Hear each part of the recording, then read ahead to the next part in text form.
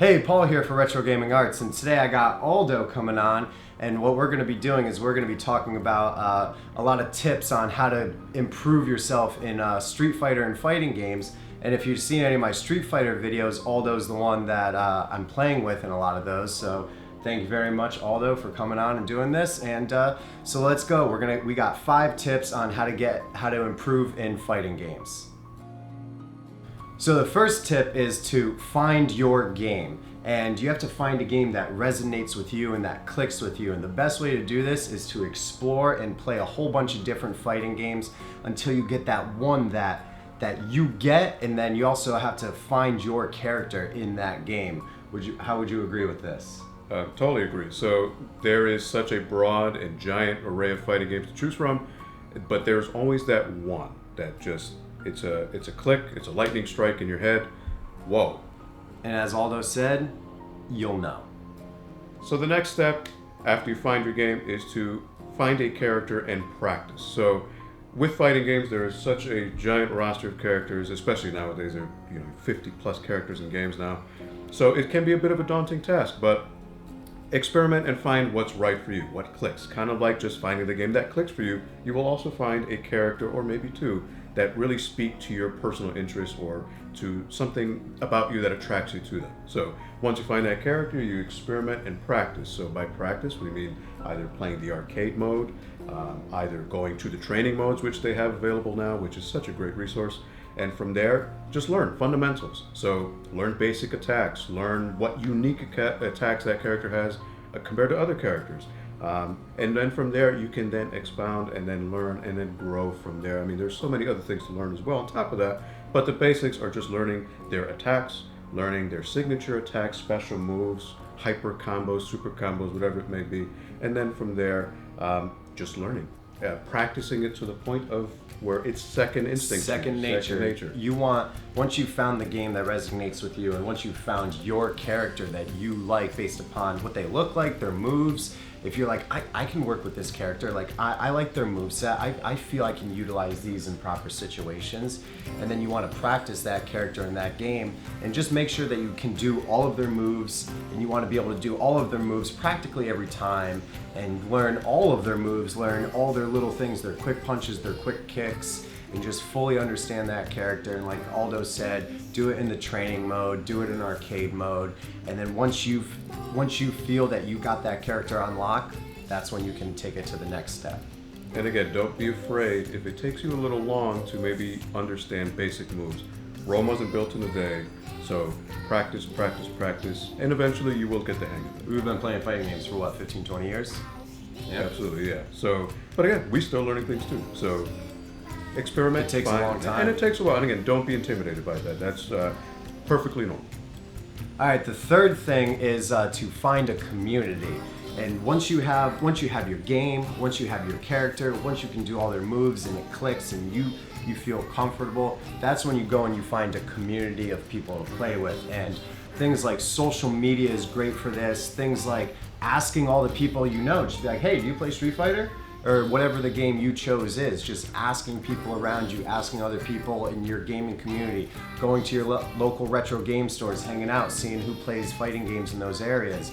And once you find your community, you then get to play against multiple different people. Everybody has a different play style, which teaches you to adapt to multiple different situations.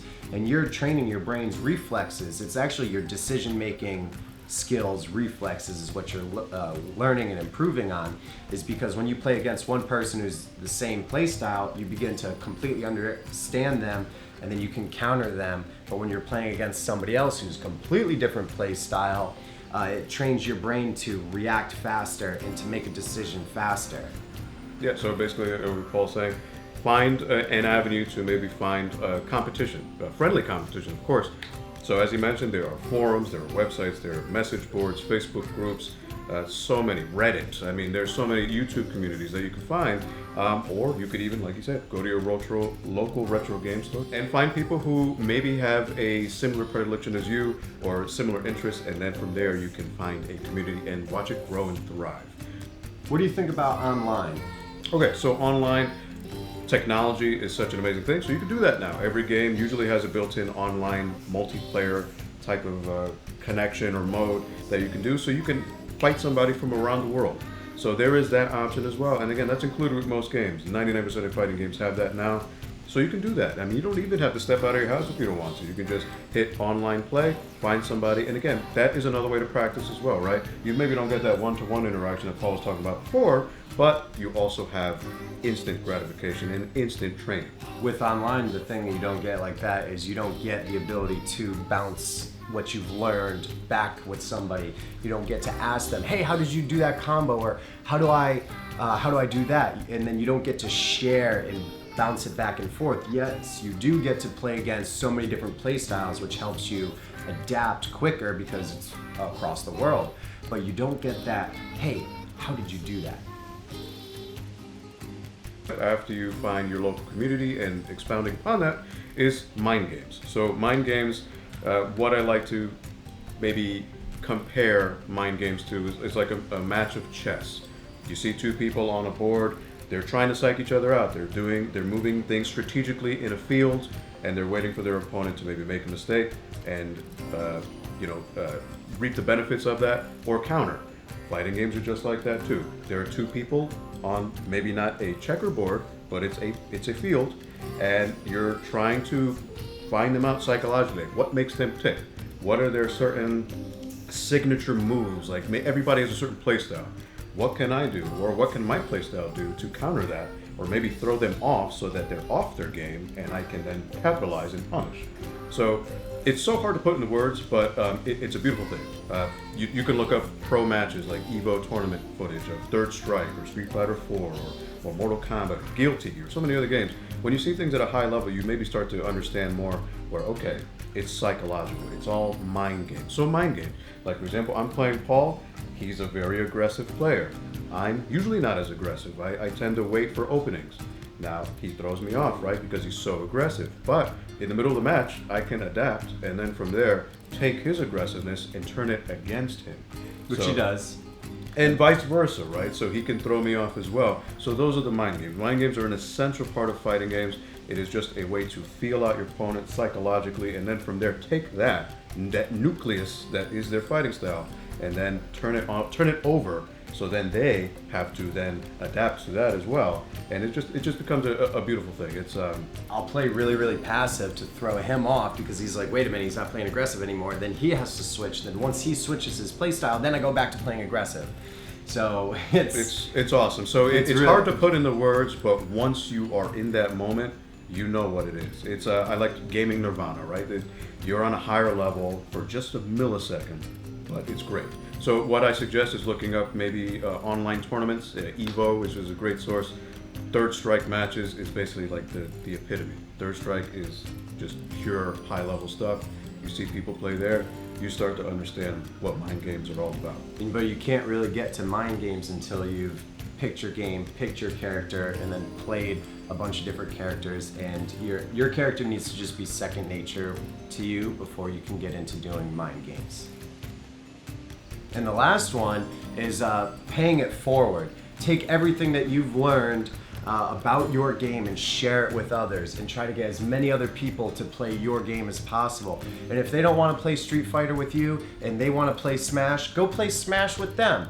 Play their game. Pay it forward. Give them somebody else to play their game with that they love. And then maybe if I play Street Fighter and you play Smash, maybe we'll go off and we'll play Guilty Gear together. You never know. It's just about trying to get as many people as possible interested in playing fighting games as you can. And if somebody asks you, hey, how'd you do that move? Tell them. If somebody asks you, how do you do combos in that? Tell them. Try to get as many people into fighting games as possible so we can all enjoy them together. Exactly. So like Paul said, it's kind of going back to the beginning of our video here.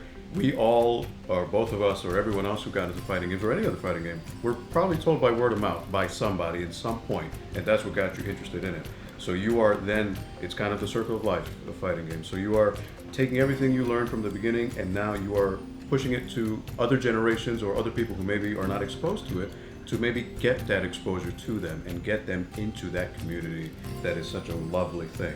So everything's paying it forward. You are spreading your wealth, your knowledge, your passion, your love to other people, and kind of like what Paul did to me. Like I met him, we started playing fighting games. He rekindled my love for fighting games, which was probably laid dormant for a few years, but now I feel like it's back. So thanks to him, and now our job through this video is to maybe enlighten the masses and give a fighting game a chance. It could be anyone. They are all great in their own regards, and just pay it forward. Learn the steps, get into your communities, establish a community, learn the mind games, and then spread that knowledge all out to the world so that everyone else can celebrate the love of fighting games and just video games in general, or just any hobby. Absolutely. So thank you guys all very, very much for watching. Thank you for Aldo for coming on the show. Thank you, Paul. And playing some fighting games and talking about them. Feel free to go check out all our other Street Fighter videos. We only have 2 so far, but feel free to check those out and go play some fighting games. Absolutely. Let me know what fighting games you play in the comments. And thank you very much for watching. I'll see you guys next time.